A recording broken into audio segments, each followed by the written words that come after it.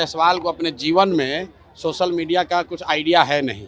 इनके पिताजी को सोशल मीडिया हम लोगों ने सिखाया है।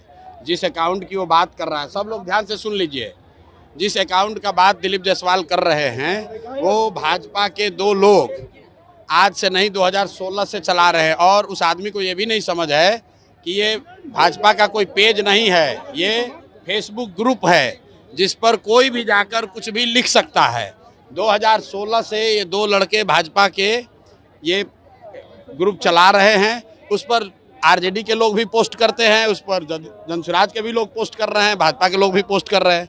उनको जो केस किए हैं तो उनको कहिए कि तुम्हारा तो सरकार है ना, तुम जाओ और डीजीपी के साथ जाओ, और उसमें अगर एक भी चीज़ गलत निकल जाएगा तो प्रशांत किशोर राजनीति से संन्यास ले लेगा। लेकिन अगर नहीं निकला तो इसको हाथ जोड़कर दिलीप जायसवाल को पूरे बिहार के युवाओं से माफ़ी मांगना चाहिए।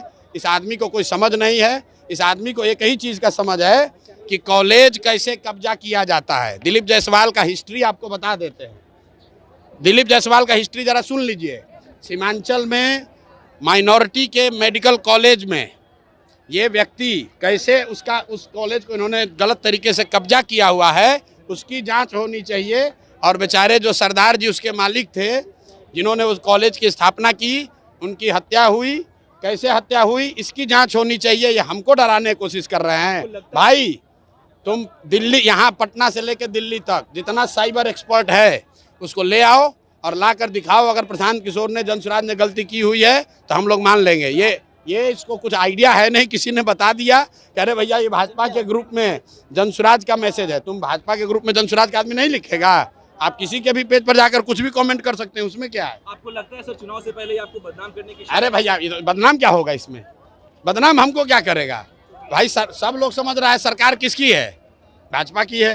तो अगर कोई फेसबुक पेज गलत चल रहा है तो तुम पकड़ लो। दिल्ली में सरकार तुम्हारी है, पटना में सुनिए ना, अरे भाई सरकार किसका है? बिहार और दिल्ली में सरकार किसका है?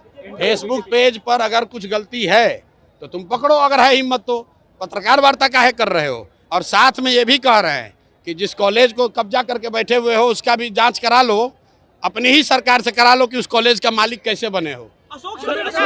अशोक चौधरी के लिए कल मैंने कहा कि हम लोग जानते हैं कि नेता दल बदलते हैं, लेकिन अशोक चौधरी बिहार के सर्वदलीय नेता हैं।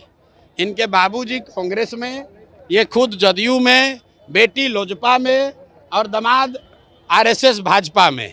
तो भाई एक ही चीज़ बचा हुआ है, आरजेडी। अब घर में एक दो और कोई भांजा भगीना होगा, उसको भतीजा को उसको आरजेडी में भी डाल दे। तो ये बिहार की जनता देख रही है कि ये एकमात्र परिवार है जो कि पांचों दल में है। कोई भी किसी दल को वोट दीजिएगा, अशोक चौधरी जी को उसमें लाभ ही लाभ है। अरे मोदी जी आ रहे हैं तो आप लोग देखिए कि सब जिला से बिहार के बच्चों का, बिहार के गरीब जनता के पैसा पर, आपके हमारे पैसा से भीड़ जुटाने के लिए सब सरकारी खर्चा पर बस से ले जाकर भीड़ जुटाया जा रहा है। तो सब लोगों को पूछना चाहिए कि भाई आप हम लोग को कुछ दे तो नहीं रहे हैं, हम लोग का ले क्यों रहे हैं।